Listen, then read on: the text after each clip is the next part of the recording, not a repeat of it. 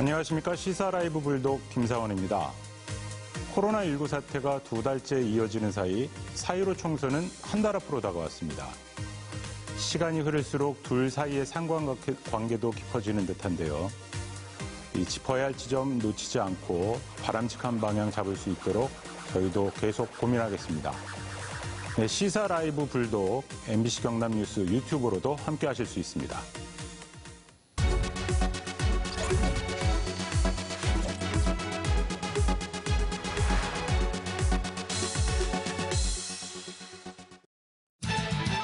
이 시간 경남의 가장 뜨거운 뉴스를 전합니다. 미래통합당 공천 과정에서 홍준표 전 자유한국당 대표의 노출 빈도가 압도적으로 많습니다. 이번 주 들어 두 번째 기자회견을 오늘 양산 선거 캠프에서 했는데요. 양산 을 선거구 무소속 출마를 포기하고 대구에서 출마하겠다는 뜻을 밝혔습니다. 홍 전 지사는 주호영 통합당 의원이 수성 갑으로 지역구를 옮기면서 자리를 비운 수성 을에 출마할 걸로 보입니다. 한편 기자회견에선 본인이 양산 을 출마를 포기했는데도 미래통합당이 김두관 전 지사를 이기지 못한다면 당과 공관위원장은 책임을 져야 할 것이라고 말했습니다. 각 정당들의 총선 후보 공천 작업도 속속 마무리되고 있습니다. 더불어민주당은 경남 16개 선거구 가운데 김해 을을 제외한 모든 선거구의 후보를 확정했고 미래통합당은 8곳을 단수 추천, 나머지 8곳은 다음 주까지 경선을 통해 후보를 확정합니다. 민생당과 정의당, 민중당 등도 공천 작업을 사실상 마무리했습니다.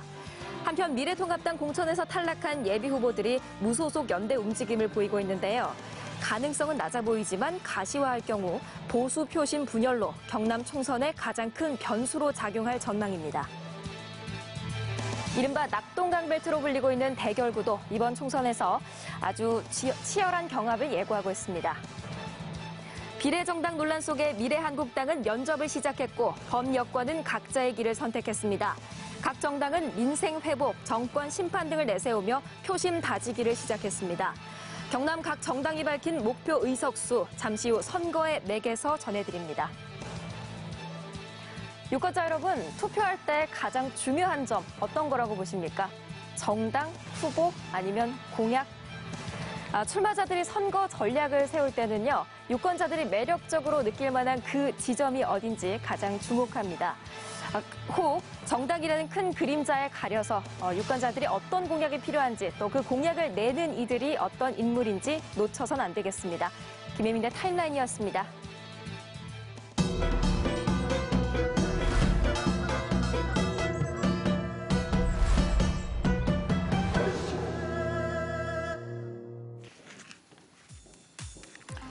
사.15 총선의 맥을 짚어드리고 잡아드리는 선거의 맥 시간입니다.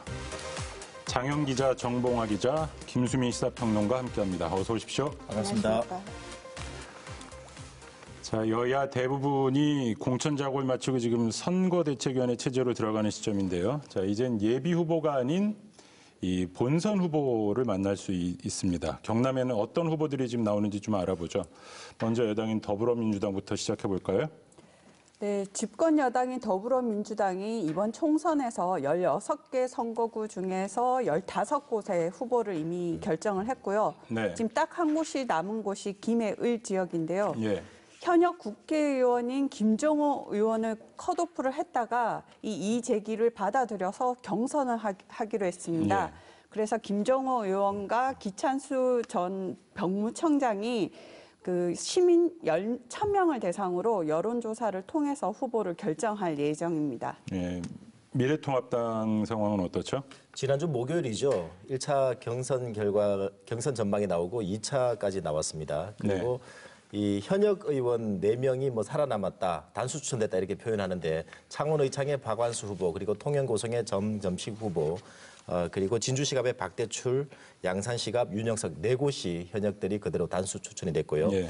지난주 전해드렸습니다마는 이주영 의원이라든지 김한표 의원, 그리고 김재경, 김성태 현역 4명은 컷오프된 상태 지난주에 전해드렸습니다. 네. 오늘 오전이죠. 통합당 최고위에서 거제 김한표 의원 이의제기, 이의신청을 요청을 했었는데 조금 전 저녁 무렵입니다. 공관위에서 결국 부결이 됐습니다. 그래서 결과적으로 컷오프된 상태고요.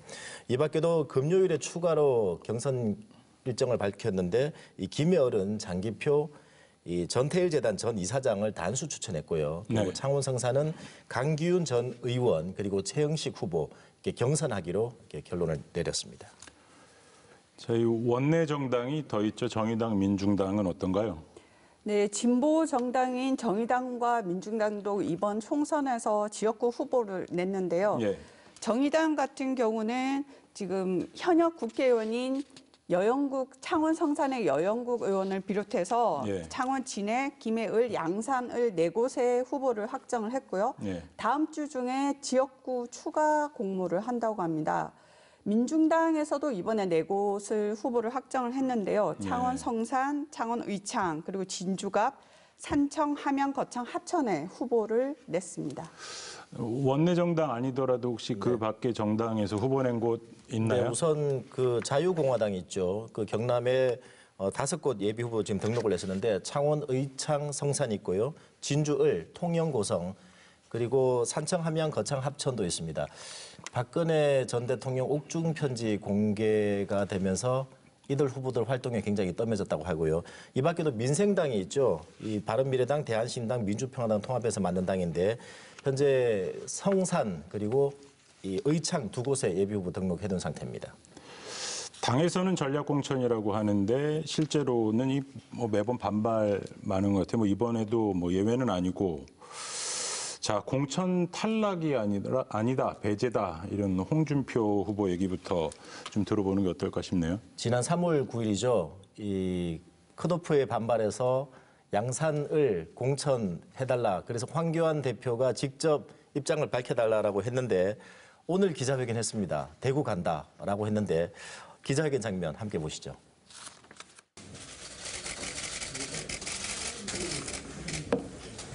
오늘로 저는 양산을 지역구 출마를 포기하고 예비 후보에서 사퇴하기로 결정을 했습니다.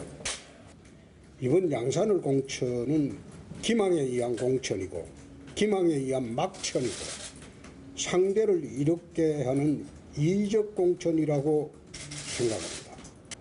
도저히 받아들일 수가 없고 결코 승복할 수 없습니다.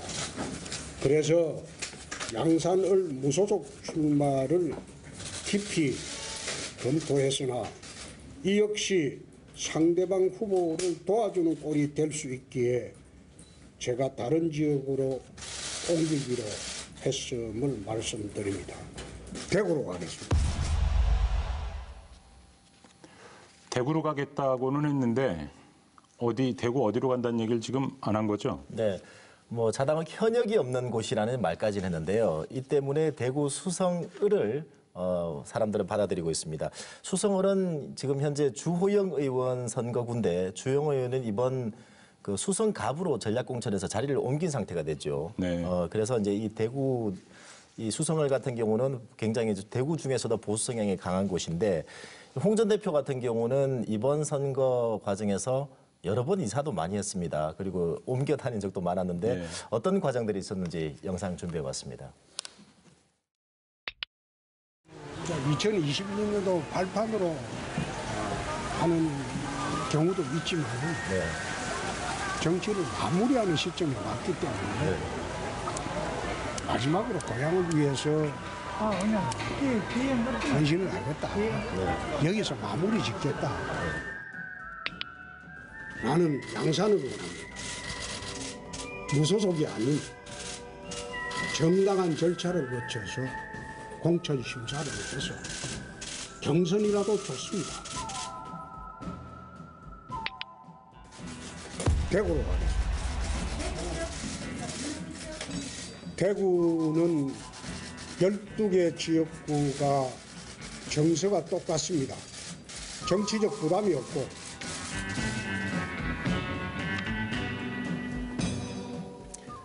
네, 고향인 창녕 밀양에서 마지막 마무리를 하겠다라고 했다가 양산으로 간다, 그리고 대구로 간다라고 했는데 이 홍 전 대표 스스로도 이번 선거는 마치 유랑극단 선거인 것 같다라고 표현할 정도였습니다. 네. 그리고 이제 지역구를 처음에는 대구에 나가겠다고 했는데 거의 2단계에 걸쳐서 옮겼던 거거든요. 그걸 봤을 때는 본인이 끝끝내 컷오프 될 거다라는 것을 미처 예상을 못했던 것 같아요. 컷오프 예상을 했었으면 아예 차라리 한 지역에 머물러 있는 게 더 나았을 텐데. 그리고 이색적인 것은 이제 무소속으로 반발해서 따로 출마를 하겠다는데 이 윷놀이에 보면은 뒷도라고 있지 않습니까? 뒷도도 있고 뒷개도 있어요. 뒤로 2칸 물려가는 건데 지금 홍준표 전 대표가 결국에는 2칸 뒤로 물러나서 대구로 다시 돌아갔다. 이것이 굉장히 인상적입니다. 워낙 쏠려 있으니까 그런데 그 한 명 더 있죠. 좀 나름대로 유명세 있는 분이 김태호 예비 후보. 정리해 볼까요? 김태호 후보는 일찍 좀 마음을 정한 편인데요. 지난 8일이죠. 직접 영상 거창에 있는 자신의 선거 캠프에서 준비한 기자회견이었습니다. 직접 들어보시죠. 참 나쁜 결정입니다. 우리 고향분들 자신들이 원하는 국회의원 후보를 뽑을 자격이 있습니다. 저는 오늘 당을 잠시 떠납니다. 꼭 살아서 돌아오겠습니다. 공천 반발해서 이 무소속 나오겠다. 더 있죠, 미래통합당에. 네, 마산하프의 이주영 의원 그리고 진주을 김재경 의원, 거제 김한표 의원 3명이 재심 신청을 했는데 받아들여지지 않았습니다. 그런데 미래통합당 경선 이 전망들이 나오고 그 지난주 주말이었죠. 서울에서 홍준표, 김태호, 이주영, 김한표 이 후보 회동이 있었습니다. 이 때문에 무소속 연대 얘기가 나왔었는데 그런데 무소속 연대라는 게 뭐 선거구도 다르고 이러니까 뭐 서로 필패다. 그리고 폭망하는 길이다. 이래서 가능성은 낮지만 이 네 후보들의 이제 움직임 때문에 무소속 연대 나왔습니다. 어떻게 보십니까? 무소속 연대. 무소속 후보는 선거 전략을 철저히 지역 일꾼 전략으로 가는 거고 구전 논리도 당이 뭐가 그렇게 중요합니까? 이렇게 가는 거거든요. 굳이 이제 지역 바깥에 있는 사람하고 손을 잡았을 때는 또 하나의 유사 정당으로 비춰질 수가 있고 지역구 주민들도 어떤 무소속 후보가 다른 지역 누군가하고 연대를 했는데 그 다른 지역 후보가 마음에 안 들면 왜 저기랑 손잡아요? 이런 얘기가 또 나올 수 있거든요. 그래서 무소속 후보는 지역 내에 깊이 침투해서 여야 양쪽의 표를 다 얻어가는 최대한 쓸어 담아가는 전략을 펼 거기 때문에 무소속 연대가 그렇게 크게 뭐 힘을 발휘하거나 성립이 될까 이 부분은 좀 의문이 많이 듭니다. 한편으로는 이해도 됩니다. 어쨌든 이게 생과 사의 갈림길이라 할 수 있으니까. 근데 어쨌든 매번 이렇게 잡음이 있는 거고 이게 뭐 공천 과정에 대한 불신이 기본적으로 좀 있기 때문에 그런 거 아닌가 싶은데 어쨌든 당마다 공천 그 기준은 다 있는 거잖아요. 네, 뭐 당마다 여야 모두 시스템 공천하면서 기준은 있는데 뭐 확실한 건 공천 배제 기준은 있는 것 같습니다. 가령 미투 의혹 가해자로 지목이 됐다거나 이런 배제 기준은 확실히 있는 것 같은데.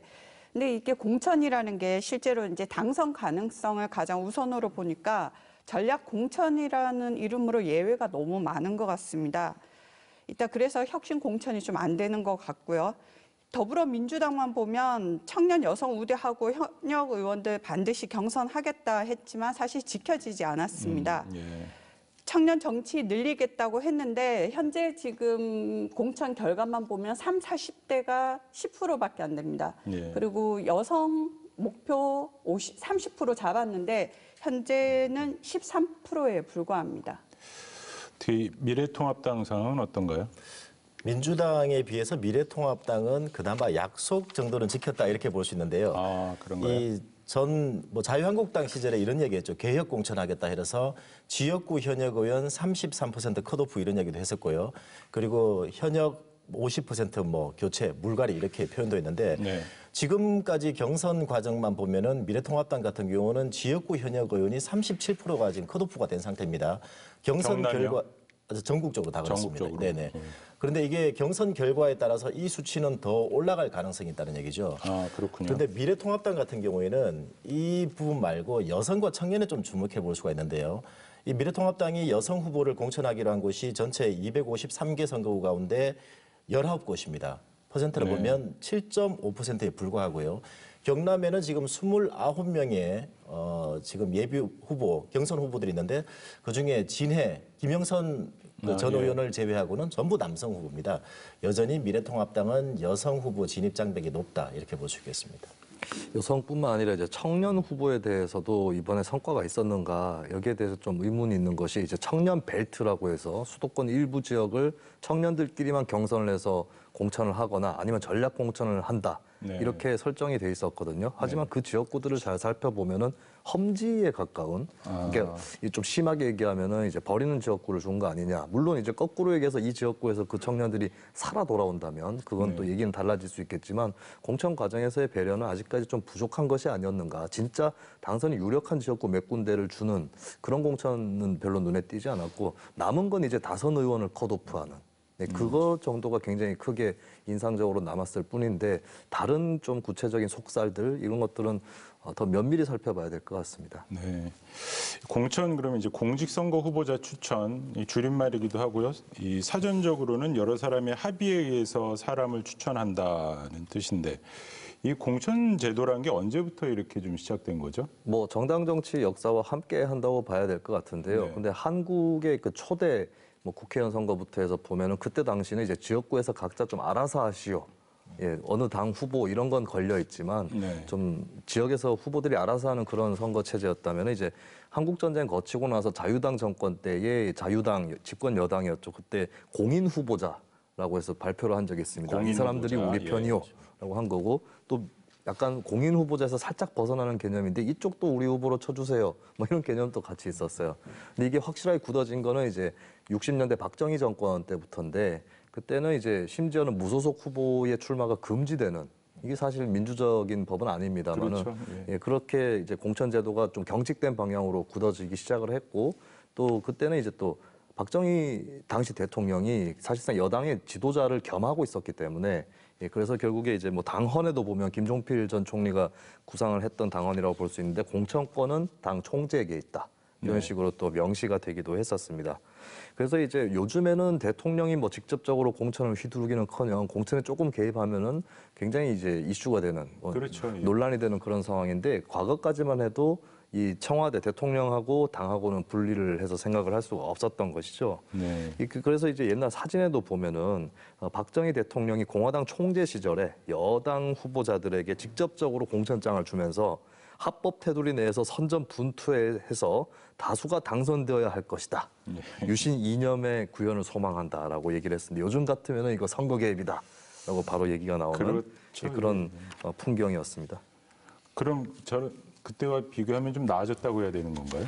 글쎄요, 이게 뭐, 그러니까 당 총재가 좌지우지하는 것은 바람직하지 않은데 이게 뭐 청와대가 연결이 되면 안 되거나 안 되면 좋은 거라거나 이렇게 볼 수는 없겠죠. 하지만 이미 공천 문화는 많이 바뀌어서 네. 이제는 뭐 상향식 공천, 경선을 통한 그런 공천이 있는가 하면은 이제 전략 공천이라든지 또 하향식 공천 또 남아 있는데 이것도 당 대표가 직접적으로 휘두르기보다는 요번에 미래통합당에서도 김용호 공관위원장 존재감이 컸잖아요. 네. 살짝 아웃소싱을 하거나 별도의 기구를 만들어서 그렇게 진행을 하는 그런 모습을 요즘에는 흔히 볼 수 있습니다. 네. 자, 전략 공천이라는 게 사실 뭐 정치 신인을 이렇게 등장시키거나 하는 데서는 요긴한 부분 또 필요한 부분도 있을 것 같긴 한데 그렇게 어떤 좋은 작용만 하는 것 같지는 않고 이게 사람 탓인지 뭐 하여튼 좀 안 좋게 작동한 부분이 많은 것 같아요. 예, 전략 공천도 말썽이 항상 일어나는데 선거 결과가 좋으면 정말 신의 한 수였다 소리를 듣는 거고 나쁘면 이것 때문에 망쳤다 소리를 듣는 건데 근데 그 논란 중에서도 이미 그 당시에 이건 안 되지 않나라는 그런 느낌을 팍 주는 사례가 2016년 총선이었습니다. 그때 새누리당에서 김무성 대표가 공천 잡음 속에서 이제 몇 가지 공천들을 처리하지 않겠다면서 공천 도장을 당사에 어디 놔두고 이제 따로 밖으로 나가는 그런 이제 뭐 옥새 들고 나르샤라고 유명한 그 사건이 최근에 있었던 사건이기도 하고 좀 정치사에 길이 남을 그런 장면이 아니었는가 그렇게 보여지네요. 예. 이 공천이 선거보다 어렵다 곳에 따라서는 그런 말도 이제 나도 하는데 이 유권자가 어쨌든 또 좋은 선택을 할 토대기도 하고요. 이 공천이 어떤 그 제 역할 순기능하려면 좀 어떤 게 조건이 네. 좀 필요할까요? 이게 케이스 바이 케이스로 여기에서는 이 원칙, 저기에서는 저 원칙 이런 식으로 발의가 되는 건 좀 곤란하지 않을까 싶어요. 그거는 공천을 바라보는 주민들이나 당원들 입장에서 승복하기가 대단히 어려워집니다. 그러니까 네. 보편적인 룰이 있어야 된다는 거고 상향식과 하향식을 병행해서 할 수밖에 없어요. 하지만 왜 여기서는 상향식이었고 저기서는 하향식이었는가? 이것을 승복시키기 위해서는 어떤 순간적인 판단에 의해서 움직이는 그런 공천이어서는 안 되겠고 무엇보다 시간이 필요합니다. 거듭 선거를 하면서 공천은 이렇게 하는 것이다라고 하는 경험과 룰이 정립이 되면 앞으로 공천을 둘러싼 잡음들은 점점 줄어들지 않을까 그렇게 보여지네요. 신뢰를 쌓는 시간이 또 필요하겠네요. 공천 이야기는 좀 각설하고요. 이 주목할 만한 선거구 좀 돌아보죠. 지금 뭐 어쨌든 이 홍준표 전 대표, 홍준표 후보라고 그래야 되나요? 지금 이제 출마하려고 했었던 양산을도 그렇고 이른바 이 낙동강 벨트는 늘 손꼽히는 지역 같은데 어떤가요? 그렇습니다. 경남인 보수의 텃밭이라고 하는데 여전히 낙동강 벨트 중심에는 민주당 계열의 지지 성향이 굉장히 많은 곳이거든요. 네. 양산을 같은 경우는 뭐 최근에 문재인의 성지 이런 말들이 있는데 이 젊은 층에 부산 출퇴근하는 이런 젊은 유권자들이 굉장히 많은 편입니다. 민주당은 김두관 전 지사 현재 공천을 했고요. 미래통합당은 다음 주 경선을 통해서 후보를 확정하게 됩니다. 이도 비슷한 곳이 김해을 지역이죠. 봉화마을이 포함되어 있다 보니까 뭐 노무현의 성지 이렇게 표현되는데 이 지역은 특성이 보수 후보, 진보 후보가 굉장히 번갈아 가면서 당선됐던 지역입니다. 네. 17대 같은 경우는 최철국 열린우리당 후보가 재선을 했었고요. 그때부터. 그리고 이 김태호 전 지사가 뭐 한나라당, 새누리당 이렇게 재선을 거쳤습니다. 그 이후에는 김경수 전 지사도 이 지역을 거쳤고 민주당은 현재 김정호 현 의원 그리고 기찬수 전 병무청장 이제 경선을 통해서 후보를 확정하고 이 미래통합당은 아까 언급했지만 전태일 전 장기표 전태일 전 이사장 그리고 정의당이 여기서 후보를 냈어요. 배주임 후보를 이렇게 공천했기 때문에 이 경합이 예상이 됩니다. 김경수 현 지사죠. 현 지사. 전 지사가 아니고. 전 의원이었습니다. 김 의원. 예, 네. 그렇죠.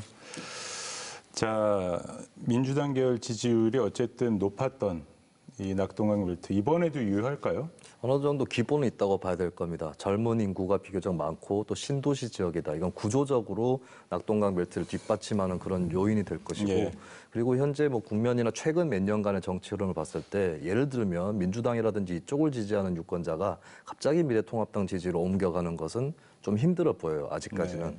근데 이제 문제는 이들이 투표장에 얼마나 가느냐 이게 변수가 될 것이고 이들의 힘이 빠지게 만드는 그런 뭐 사건이 있다면 이게 벨트가 아니라 단추 수준으로 느슨해질 수도 있겠다는 생각은 들지만 어쨌든 이 현상이 이제 수년간 낙동강 벨트 현상은 어느 정도 갈 거다. 구조적인 것이기 때문에 그렇게 내다봅니다.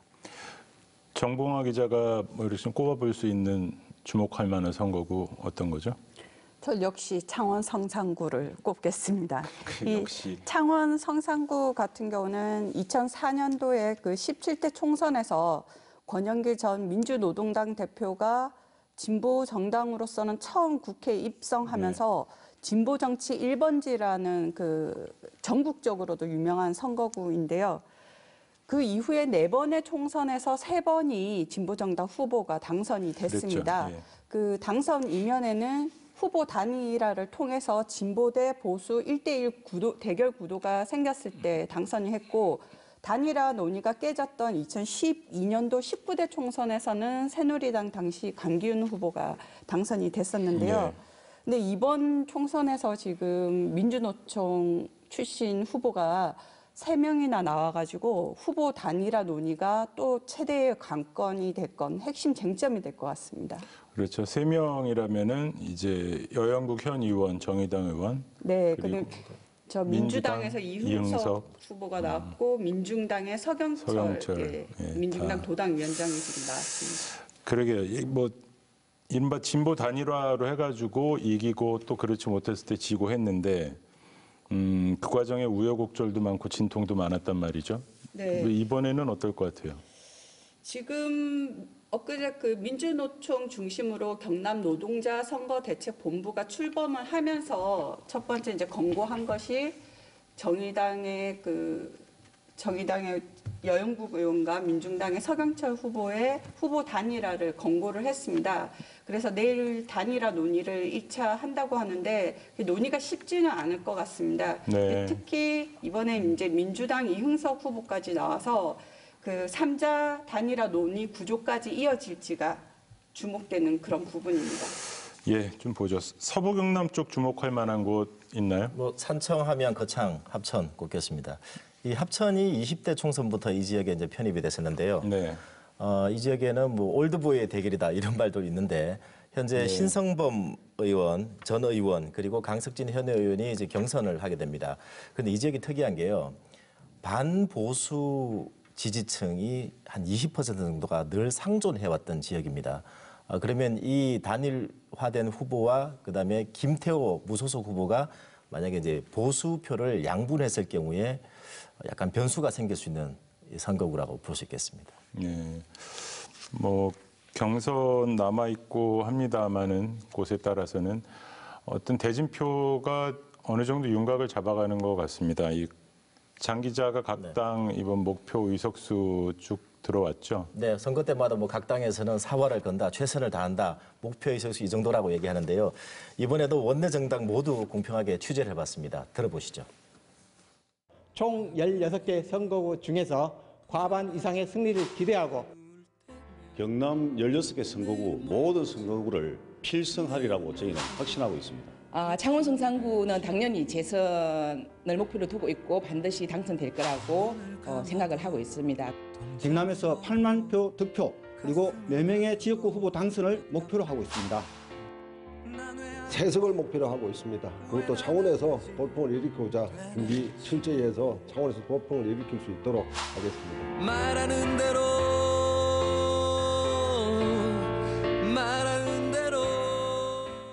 네, 제가 다 더해보니까 34개여야 되는데요.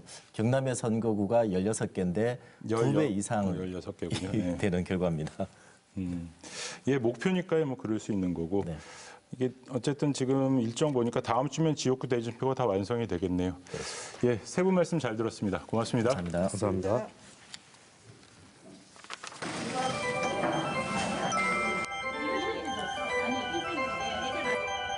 나는 그들의 성실성과 투명성을 존중한다. 외국에서 먼저 주목한 한국의 대응 체계. 미국 일간지 워싱턴 포스트는 한국의 대처가 민주주의의 힘을 보여주고 있다며 극찬하기도 했습니다. 연일 들려오는 미담까지. 빠른 시일 안으로 이 사태가 마무리될 거라 낙관하고 싶겠지만 여기 끝나지 않은 이야기가 있습니다.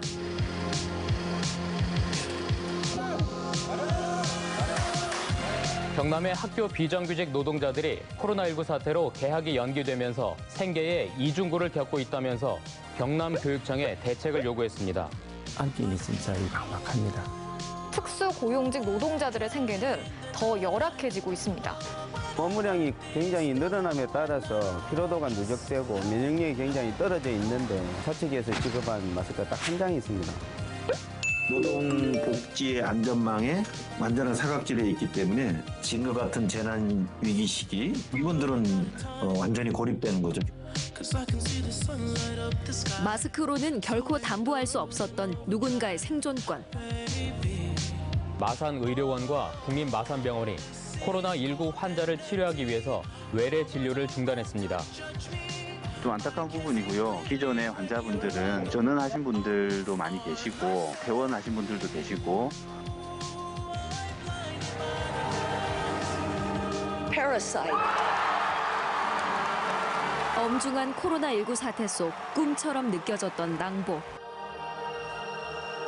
너는 계획이 다 있구나. 아까 그 계획이 뭐예요? 계획이 뭐야? 이제 어떻게 할 거야? 계획이 뭐냐고. 영화가 끈질기게 고집했던 키워드. 계획. 2달을 향해 가는 코로나19 사태. 고군분투와 각자 도생의 움직임 속에서 계획이 필요한 이들의 목소리는 정작 어디에 있었을까? 이번 계기로 해서 저희가 저희 것을 찾아야 되지 않을까.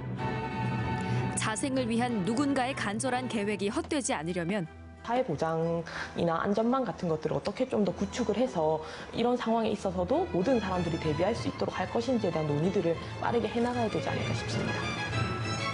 절망의 계단을 내려가던 영화 속 주인공들의 마음. 보호받기를 원하는 거죠. 당신에게도 자리한 가장 보편적인 마음. 국민의 한 사람으로서 동참을 하고 이겨내는 것도 맞지만 안전을 보호받을 또 의무도 있거든요.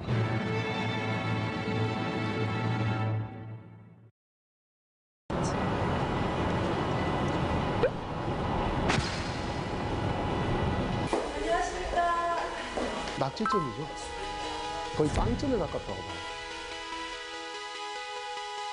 예산 감시를 착각하고 있는데 숫자를 보는 거라고 생각하시면 원래 예산 감시는 약속을 확인하는 작업입니다. 제1차 본회의가 바로 개의되겠습니다. 아니 말이 뭐야?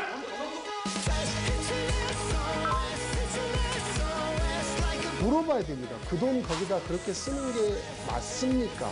그리고 나서 확인해야 돼요. 그렇게 썼는지 안 썼으면 그렇게 써달라고 요구해야 됩니다. 물어보고 확인하고 요구하는 이 세 가지를 하면 재정민주에 가깝거든요.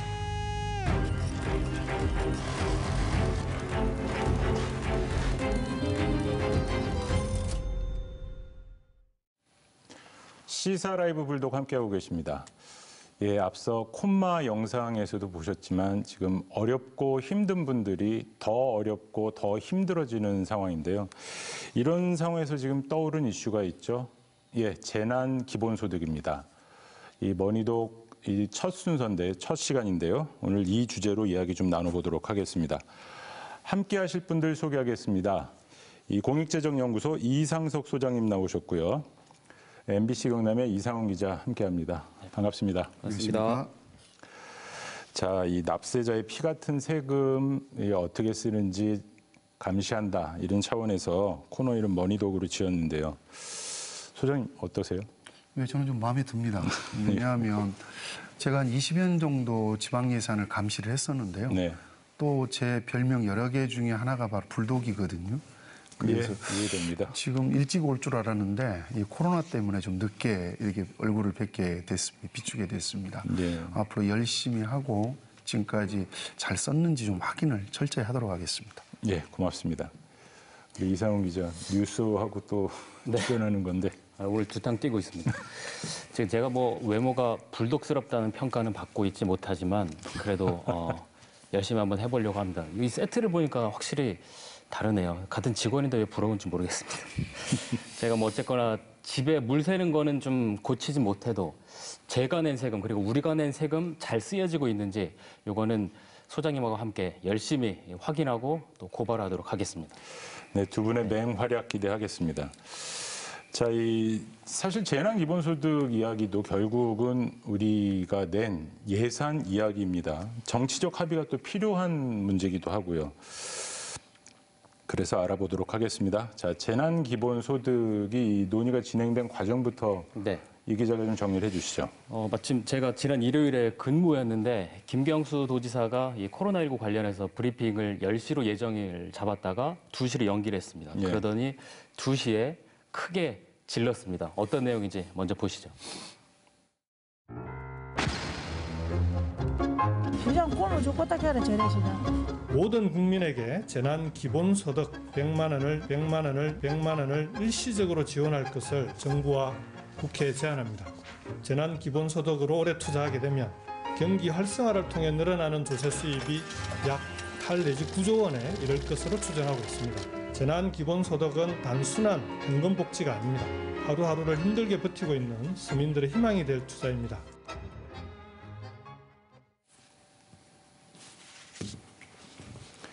네, 보셨는데 사실 이게 이재용 소카 대표가 2월 마지막 날 국민청원 게시판, 청와대 국민청원 게시판에 먼저 글을 올렸거든요. 지금 코로나19 때문에 정말 어려운 1,000만 명에게 50만 원씩 먼저 지급을 하자 이렇게 올렸고 그 다음 주에 이제 김경수 지사가 이런 제안을 한 거고요.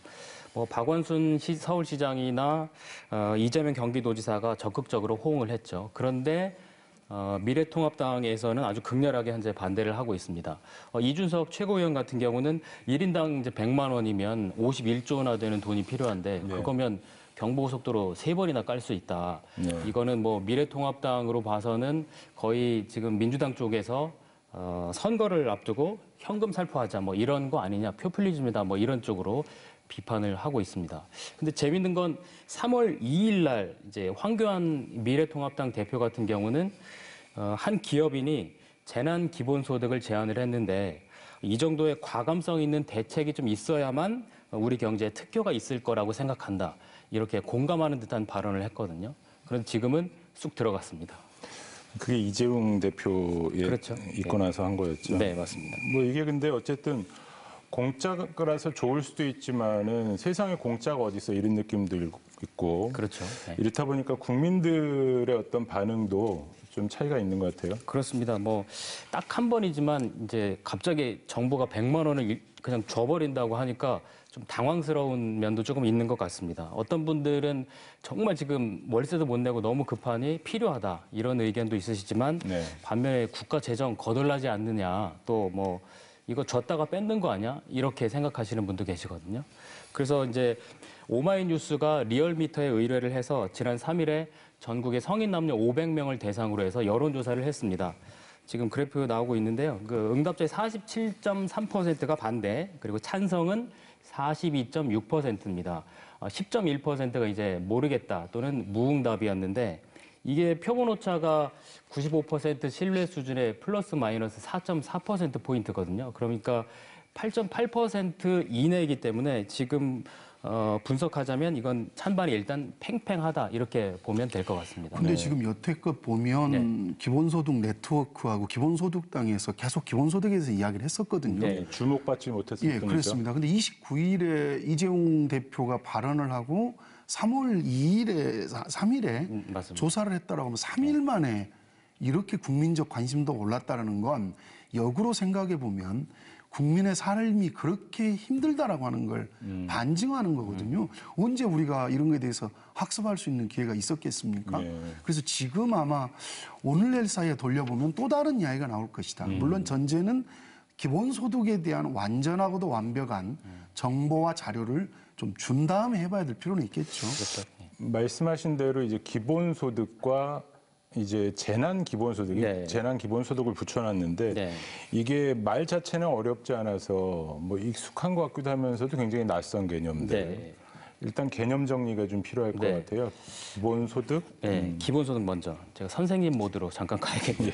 그러니까 이제 원래 기본소득이란 개념 자체가 먼저 있었죠. 그러니까 토머스 모어의 유토피아에 등장을 했었고, 그러니까 선별적 복지를 하다 보니까 뭔가 구멍이 생기고 문제가 생겨서 이제는 사회 구성원 전체한테 뭐 재산이 얼마가 되든 또 이걸 받은 만큼 일을 해야 된다 뭐 이런 조건도 없이 무조건 이제 국가나 사회 공동체가 그러니까 지급을 해주는 겁니다. 다만 이거는 한 번 주고 끝나는 게 아니라 이제 지속적으로 주는 거죠. 뭐 매달이든 또는 매년이든 이렇게 되는 게 기본소득이라고 할 수 있겠습니다. 근데 지금 이제 기본소득을 논의하는 과정에서 전제로 해야 될 부분이 좀 빠져 있습니다. 누구도 이야기를 안 하는 부분이거든요. 무슨 이야기냐면 기본소득을 주는데 지금껏 국민들에게 돌아갔던 각종 복지수당들 위에다가 이걸 얹혀서 주는 걸로 생각을 하고 있거든요. 그런 식으로 발언을 한 거죠. 그렇습니다. 근데 어느 누구도 정치권에서도 예산에 대한 공부와 이해가 부족하기 때문에 이 부분을 그렇게 오인되도록 이야기를 하고 있는데 지금 애초에 기본소득을 이야기했던 쪽에서 이야기나 제가 보기에도 그 부분에서 기본소득이 도입되면은 기존에 들어갔던 수당들은 좀 정리를 하고 설계를 다시 해야 될 필요가 있다. 이 부분입니다. 그러니까 장애수당이나 저 병원 의료수당 같은 경우는 그대로 가야겠지만 청년수당이나 농민수당 같은 경우는 이 기본소득 안에 다 들어갈 수 있는 부분이기 때문에 실질적으로는 재정에 그렇게 부담이 많이 덜어질 수 있다. 이 부분을 좀 전제를 깔고 이야기를 해야 할 것 같습니다.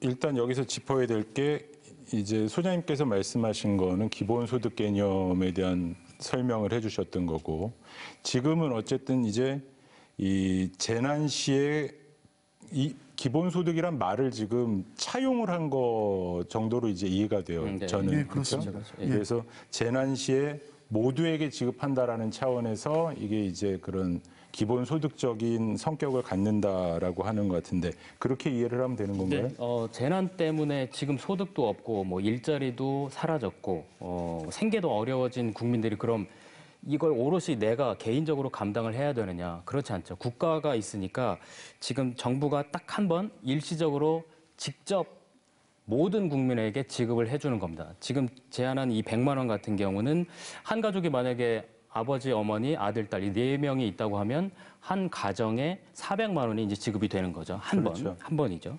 이걸 뭐 1년으로 나눠서 생각을 해본다면 한 명당 한 8만 원에서 9만 원 매달 그 정도의 수당 또는 어떤 소비 쿠폰을 받는다. 그런 개념 정도로 이해를 하셔도 될 것 같습니다.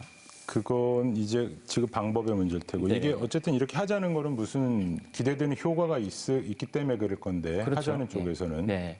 이게 이제 국가 전체로 봤을 때는 이제 내수 경제의 한 2에서 3% 정도의 기대 효과를 얘기를 하지만 더 이제 국한에서 이제 경남의 경우 지역 내 총 생산을 보자면 2018년 기준으로 보면 110조거든요.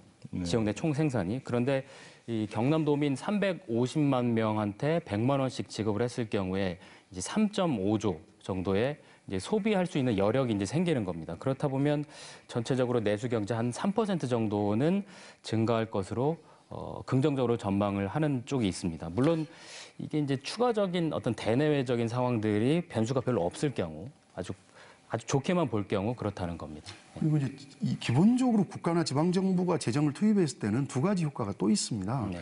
이게 이제 심리적으로 사실은 국민들이 지금 쏠리고 있는 상황이거든요. 절박성이 있는데 이걸 심리적으로 안정시켜 준다라고 하는 부분이 있고 특히 지방 재정과 국가 재정이 투입되면 마중물 예산의 형태의 기능을 할 수 있거든요.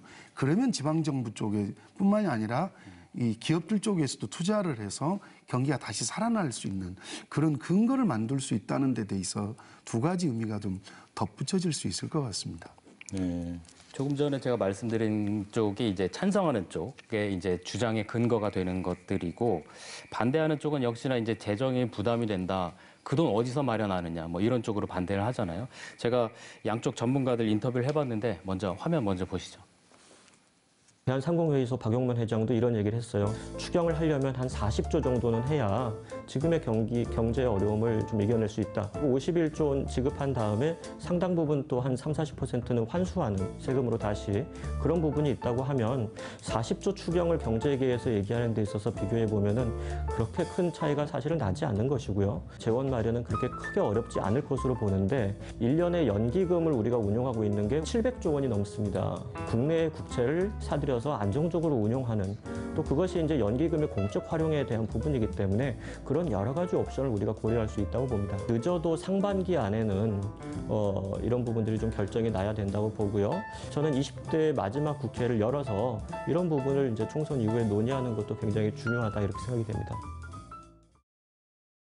우리나라 국방 예산과 거의 유사한 정도의 예산이기 때문에 실제 재정 규모가 너무 커지게 돼서 재정 지속 가능성의 문제뿐만 아니라 추후 세수 확보에 대한 우려로 오히려 소비를 위축시킬 수 있는 가능성도 있다고 생각됩니다. 이번 사태로 인해 피해를 입은 지역을 중심으로 또는 업종과 부문을 중심으로 보다 초점 있는 지원을 강구하는 것이 필요할 것으로 생각이 됩니다.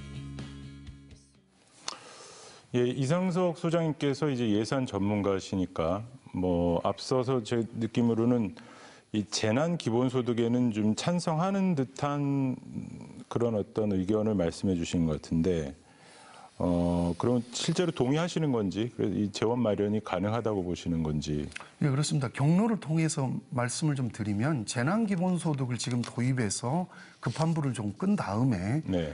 기본소득에 대한 충분한 토의와 토론을 거쳐서 국민적 합의가 된다면 연착륙을 시켜서 기본소득을 도입하는 것이 항구적으로 지금 코로나 바이러스로 인해서 생겨있는 이런 경제적 어려움을 같이 좀 헤쳐나갈 수 있는 길이 되지 않을까 그렇게 생각을 합니다. 네. 그럼 재난기본소득 나라에서 하는 거는 지금 적극적으로 추진해야 된다라는 말씀이신가요? 추진해야 되는데 아마 안 될 겁니다. 지금 중앙정부에서도 할 의지가 없거든요.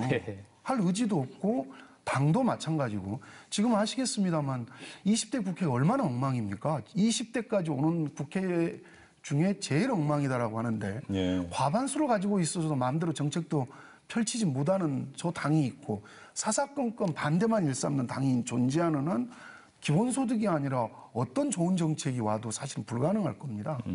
그래서 좀 어렵지 않냐라고 보여지죠. 현실적으로 그림의 떡 같은 거 아닌가 그렇습니다. 싶네요. 예. 자, 이런 와중에 지금 며칠 전에 전주시에서 이 재난 기본소득 다 재난 기본소득이라고 지금 이름 붙이고 있는데 그냥 전주형 재난 기본소득 근데 엄밀한 의미로는 이 기본소득 개념은 아닌 것 같습니다만은 지원하겠다, 긴급 지원하겠다 이렇게 발표를 했어요. 네. 이게 전주시가 3일 날 지금 전국에서 처음으로 코로나19 때문에 정말 어려우니까 이 취약계층 위해서 재난 기본소득을 긴급 지원하겠다 이렇게 밝혔습니다. 이게 뭐 자치단체가 어떻게 뭐 이렇게 생각하시는 분들 많을 텐데 재원을 보니까 재난 기본소득 지원금 250억 원, 거기에다가 소상공인 지원금 134억, 뭐 등등등 해서 한 543억 원 정도의 긴급 추경을 이제 예산안을 짜가지고 시의회에 제출을 이미 했습니다. 이게 내일이거든요. 시의회에서 이제 통과가 되면 분위기는 좋다고 하던데 이번 달부터 바로 이제 지급을 합니다. 한 명에 이제 50만 원씩 지급을 하는 건데 대신 3개월 안에 써야 된다 이런 조건이 있고 더 나아가서 이제 최근에는 이제 경기도 화성에서 더 강력한 지원책을 발표했습니다. 이제 코로나19 때문에 매출이 작년보다 10% 이상 떨어진 10명 미만 기업 개수로 따지면 3만 3천 곳이 되는데 이곳에 평균 200만 원씩 긴급 지원을 하겠다. 그리고 일자리가 줄어든 뭐 일용직이라든지 아르바이트생 또 대리운전 기사분들, 택배 기사분들 이런 분들에게도 평균 50만 원씩 뭐 등등등 해서 추경 예산만 1,316억 원을 긴급 편성을 했습니다. 어떻게 보세요? 지금 사실은 가장 그 차선책으로서 좋은 일들을 한 거죠. 바람직한 모습들이고. 근데 이제 한 가지 의문스러운 건 전주 정도가 1조 5천억 정도 예산인데 이 정도로 지금 할 수 있다라고 하면 나머지 전국 지자체들은 뭐 하고 있을까요? 전부 중앙정부한테만 무슨 지구를 선정해달라, 돈을 내려보내달라고만 하지 아껴서 우리 지역에 쓰겠다라고 하는 자치단체는 본 적이 없거든요. 전주가 최초입니다. 물론 이제 의회를 통과해야 되는 부분이 있죠. 이게 예전에 나주에서 100원 택시를 하다가 선거법 위반 때문에 접었다가 다시 조례를 만들어서 추진했던 그런 선례가 있습니다만. 아니 근데 이게 좋은데 역시 뭐 예산 규모가 1조 몇천억 규모라고 하지만은 구체적으로는 재원을 마련해야 되잖아요. 여기에 쓸 수 있는 거를. 재원은 많습니다. 재원은 많은데요. 지금 좀 전에 전주시가 사례로 들었습니다만 재난구호기금이 있습니다. 재난구호기금. 그다음에 재난관리기금 나오고 있네요. 재난관리기금이 있고 재구호기금이 있습니다.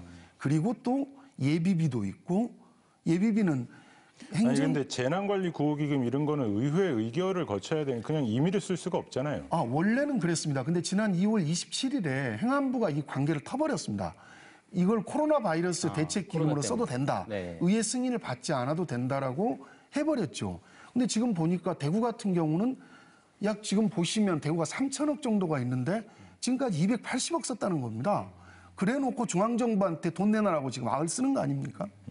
아니 이 기금이 있는 거를 알았다 치더라도 이것만으로는 좀 부족하지 않을까요? 그러니까 재난구호기금, 재난관리기금이 있고요. 거기다 예비비가 있고 거기다가 순세계 잉여금이 있습니다. 그렇게 합치면 경남 사례로 보면 약 4천억 정도 돈이 있는 거거든요.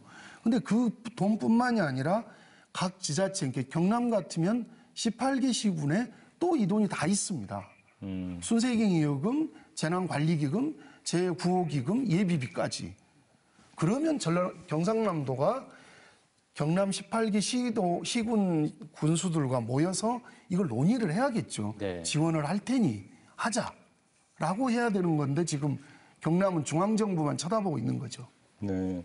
아니 그러니까 경남을 지금 말씀을 꺼내 주셨는데 조금 정리 차원에서 경남 어떻게 하면 된다라는 걸 정리를 좀 해주시면. 지금 먼저 해야 될 게 전주시와 똑같은 형태가 될 겁니다. 예산을 편성을 해서 의회에 요청을 해야 될 겁니다. 예. 그래서 이렇게 지원하겠다. 조례가 없으면 선거법 위반의 소지가 있거든요. 그래서 하면 되는데 문제는 순세경 이어금이라고 하는 작년에 썼던 돈들, 사업이 완료되고 남은 돈들을 여기다 투여하겠다는 철학과 의지가 있어야 되는 문제겠죠. 지금 사실은 보면 전국의 지자체들 의지가 없습니다. 할 생각이 없는 거거든요. 아니, 그 말씀하신 게 이제 대표적으로 순세계 잉여금이 나왔는데 이거 뭐 듣고는 있었는데 들어는 봤었는데 잘 모르는데 이 순세계 잉여금이라는 게 다 있어요? 그 자치단체마다? 243개 자치단체는 전부 다 있습니다. 그러니까 1월 1일부터 12월 31일 동안 쓰고 남은 돈입니다. 못 쓰고 넘긴 2월액은 제외하고 빼고 쓰고 남은 돈이 기초자치단체는 5%에서 10% 전체 예산의 이 정도까지는 다 있습니다. 특히 경남은 5% 평균을 더 상회합니다. 네. 그러면 지금 이제 각 지자체에서 지원하고 있는 것만으로는 부족하다. 부족하면 경남이 가지고 있는 순세경 이어금 재난관리 구호 기금을 합쳐서 지원하면 되는 거거든요. 네. 그러면 경남이 갖고 있는 위기를 다 넘길 수는 없겠지만 그나마 지역민들과 아픔을 같이 할 수 있는 단초는 만들 수 있다고 보여집니다. 아니, 그런 왜 안 하고 있었던 거죠? 단정적으로 말씀을 드릴 수는 없겠으나 정치인들이 예산을 모릅니다. 단 한 번도 교육을 받아본 적이 없고 정치로 들어갈 때 예산을 어떻게 써야 된다라고 하는 걸 생각해 본 적도 없습니다. 악수 잘하고 줄 잘 서고 공천해 준 사람 잘 보이면 그냥 공천 받아서 간 거거든요. 네. 공부를 안 해서 그런 거죠. 열변을 공부하고 의지 있으면 가능하다 그런 얘기시잖아요. 그렇습니다. 예. 조만간 이상덕 소장님의 말씀을 들은 18개 자치단체 장이나 경남도지사 같은 경우에 좋은 소식을 좀 냈으면 좋겠습니다. 그러니까 지금 기대하겠습니다. 전주는 하는데 왜 진주는 못 하냐는 거예요. 화성은 하는데 창원은 왜 못 하느냐. 그건 서로 물어봐야 될 문제죠. 부끄러워할 줄 알아야 됩니다. 중앙정부에만 매달릴 게 아니고 지금 18개 시군하고 경남도가 나서서 이 위기를 넘어갈 수 있는 단초를 좀 만들어야 되겠습니다. 예. 알겠습니다. 자치단체에서도 좀 참고를 했으면 좋겠고 또 뭐 재난소득에서 비롯된 재난기본소득에서 비롯된 이제 기본소득의 논의, 총선 과정에서도 굉장히 이제 그 논의가 활발한 토론이 이루어질 거라고 봅니다. 생산적인 또 결과물들을 찾아낼 수 있을 거라고 보고 계속 좀 지켜보도록 하겠습니다. 두 분 말씀 잘 들었습니다. 고맙습니다. 고맙습니다. 감사합니다. 예, 누군가 가면 길이 된다고 하죠. 뭐 발상의 전환을 좀 기대해 보도록 하겠습니다. 네, 시사 라이브 불독 오늘 여기서 마치고요. 이어서 MBC 경남 뉴스 유튜브로 불독 외전 이어가겠습니다. 시청해 주신 여러분 고맙습니다.